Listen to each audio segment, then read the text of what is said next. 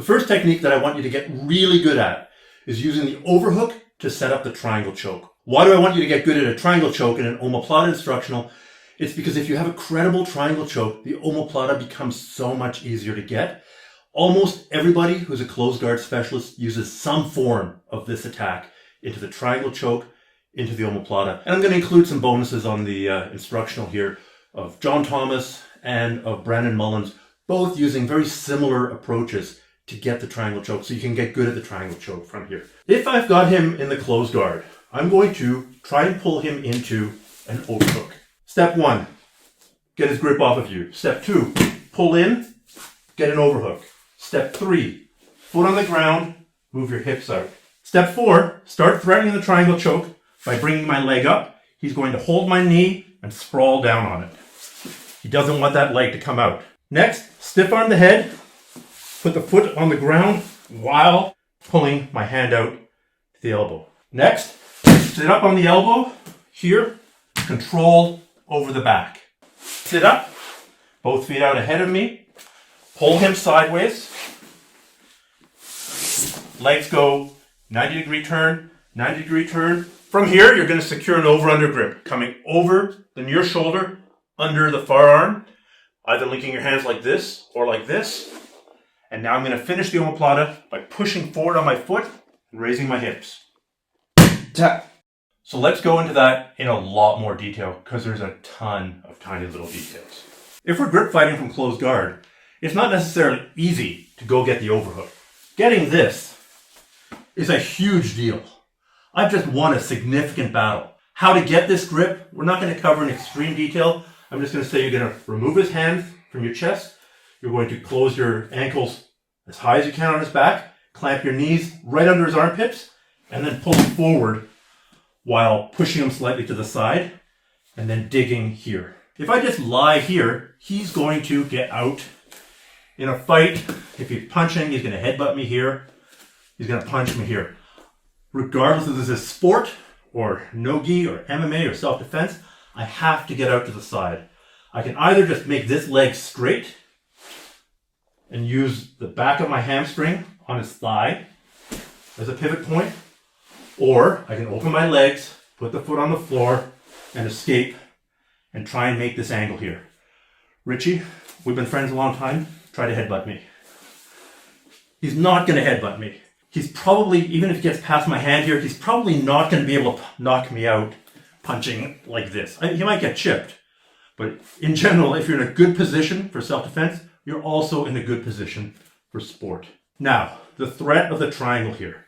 I am trying to bring my knee up through here. If he's an idiot, if he allows me to control his wrist and bring this foot through, I'm going to go for the triangle choke.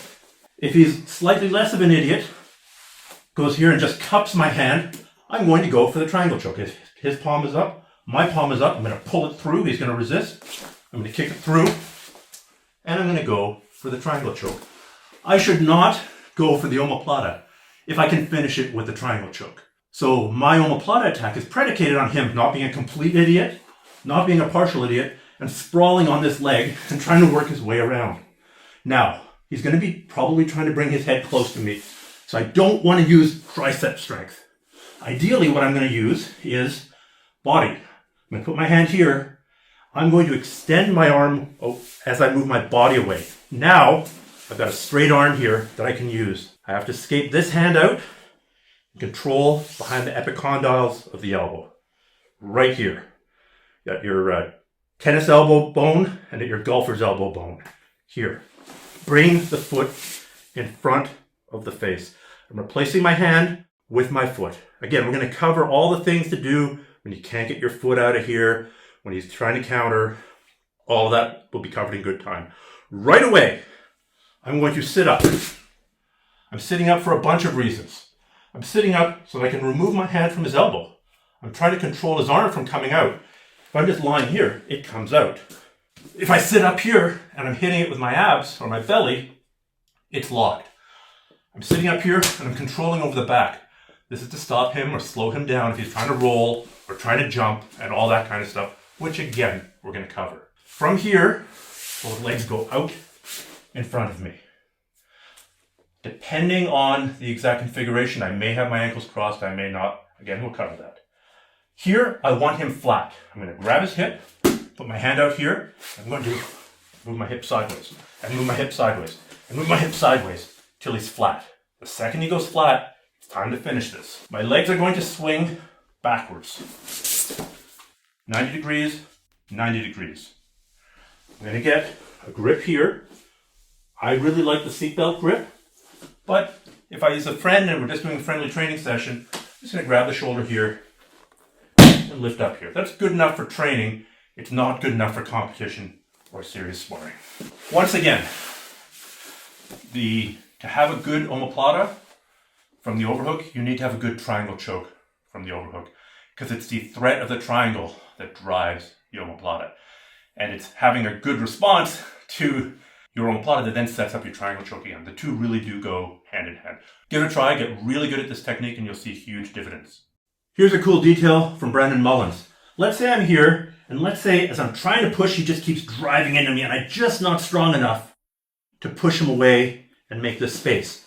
If I drop this heel, my heel to my knee, and basically contain his head, and squeeze my knee, not have the knee open, but squeeze it in like this, I now have a very powerful way to push him away. So maybe my arm is enough to make that space, but if it's not, I put that heel in the hole and I contract my knees together. I'm doing that thigh master exercise. And now I push out. Yeah, that's strong. And once I've got him extended away, now I can make this arm straight. And now I can work for this whole continuation of it. So don't push with your tricep.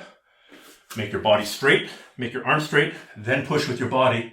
And if that doesn't work, bring your legs into it. Put your heel in the hole. Bring your heel to your knee.